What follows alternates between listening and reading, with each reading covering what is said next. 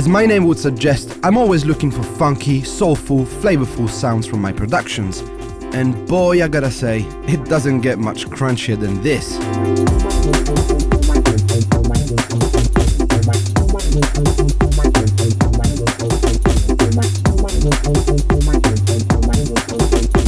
Today we're combining not 2 but 3 different samplers that couldn't be more different from each other, but they also have one thing in common: a great lo-fi sound. Starting with the Volca Sample. This has been an absolute staple in my productions. In fact, I actually have 2 of them. It features a delightful 31.25 kHz 16-bit mono sampling engine. It offers a polyphony of 10 notes, parameter lock, a really cheap sounding reverb, but in a good way, and great analog filters. Getting samples in the Volca is not easy, and there's also no easy way to slice up samples, but all in all, the way it's laid out and the way the patterns work actually makes it an awesome single shot player, especially as a drum machine. Let's move on to the po-33ko. I love this little thing. The bit depth and sampling rate are even lower here. In fact, the po-33 works at 8-bit and 23.5 kHz, which is just delightful. The most important feature on this machine, in my opinion, is the ability to just record whatever you want, when you want, via line or microphone. You can choose between melody or drums, and for the latter, the po-33 also detects the transients and just slices them up automatically, which is just awesome. It makes it the easiest instrument to just pick up and play. It works really well on drum breaks especially. Also, the effects and parameter locks are pretty sweet. And finally, we end up with the Liven Lo-fi12, which is my latest purchase, but I already love it with all my heart, I swear. I gotta say, of all the 3 machines, this has got the best sound in my opinion. They really nailed that nostalgic sound with that 16-bit of depth and sampling frequencies of either 12 or 24 kHz. Also, it's got 4-second memory per sound, and there are 8 banks of 16 sounds each, so 128 total, which is quite a lot. Also, you have many effects, the ability to resample, but most importantly, a 27 keys keyboard that allows you to play melody, bass lines, or even chords quite easily. And speaking of chords, this thing has 10 voices of polyphony and 4 tracks, so not bad. It's also the most expensive of the bunch, but with all these features, it kind of makes sense. The one drawback to it is the fact that you can't slice samples manually. So as you can see, we have 3 very different machines, not only in terms of features and structure, but also in the way that they actually sound. In fact, they all work at different sampling rates and bit depths, giving each a different and unique character. And again, the way they're structured gives them some weak points and some strong points that actually play off each other really quite well. The Volca Sample, as I said, is great as a straight up drum machine geared towards live performance. The po-33 is perfect for slicing and dicing samples, either drum breaks or whatever else, and the Liven is great for melodies, bass lines and chords. And so today we're taking the best of what these 3 have to offer and combining them for a grand old lo-fi feast. Let's talk about audio. Honestly, the best way to make this work is to have a mixer. I have a tiny one I bought for 40 euros. It's got 4 stereo inputs, doesn't need batteries, but will make the sound considerably quieter. You can find some 4-channel active mixer for a similar price online though. Now, you can route either the po-33 or the Volca into the Liven, but then you're still leaving the other machine out in the cold. Also, you could route the Volca into the Liven and then the Liven into the po-33, but you would lose synchronization on the po-33, because it only has one mini jack for both audio input and sync. Trust me, I've considered all possible combinations, and personally, a small mixer is the best solution in my opinion. But if you believe you have a better signal flow for this combo, please drop a comment below. Now that the audio is sorted, we need to figure out how to put these machines in sync. You're gonna need some more mini jack cables. In fact, we're not gonna use MIDI, but the old school sync mini jack connection, which is present on all 3 machines. The Liven has both MIDI in and out, and the Volca has a MIDI in as well, but the po-33 doesn't have any. And although we could do a hybrid setup, an all mini jack sync setup is probably more straightforward. Connect the Liven sync out to the Volca sync in. This should work straight away.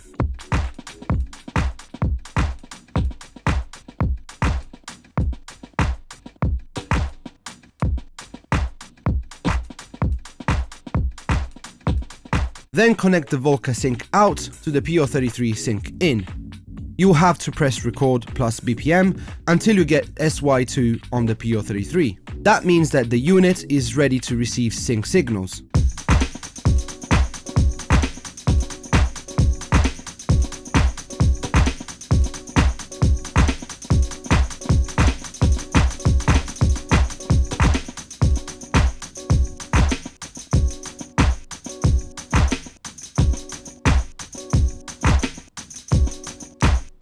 The reason why we put the po-33 at the end of the sync chain is because the only mini jack output of this machine can send both sync and audio signal.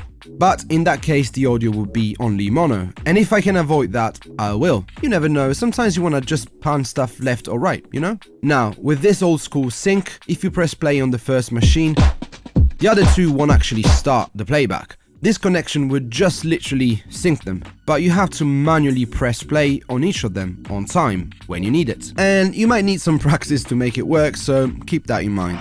Now that it's all set up, let's finally make some music.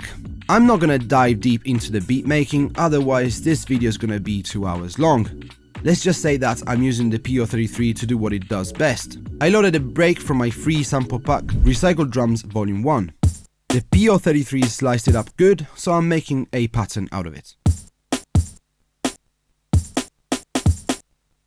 I've also loaded another famous break, I'm sure you've heard it before. I've created a nice 2-bar pattern to get started.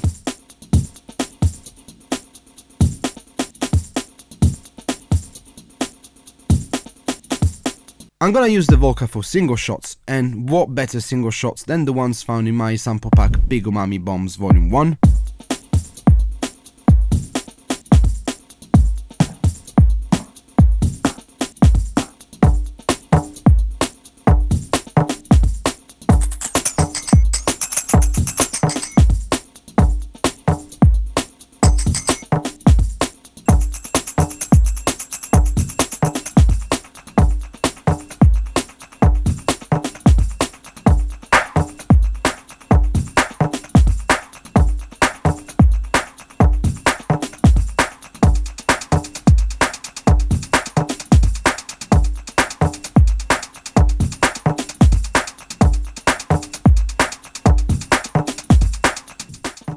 Of course, I'm finally gonna use the Liven to play some 808 bass.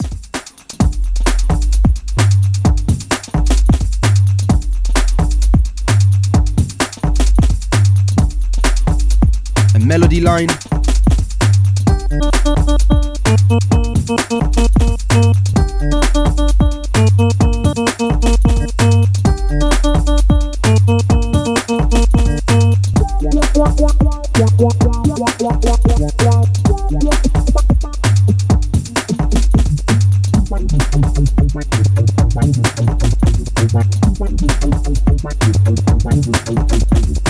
Some chords.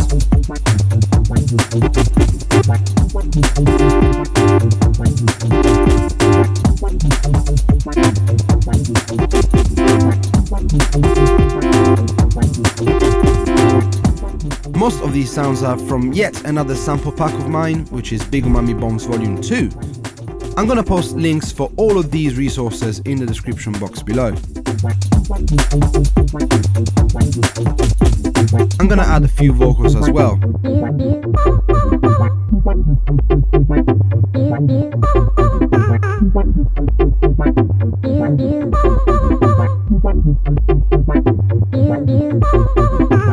Now we have our ingredients, we're all synced up, so let's have some fun now.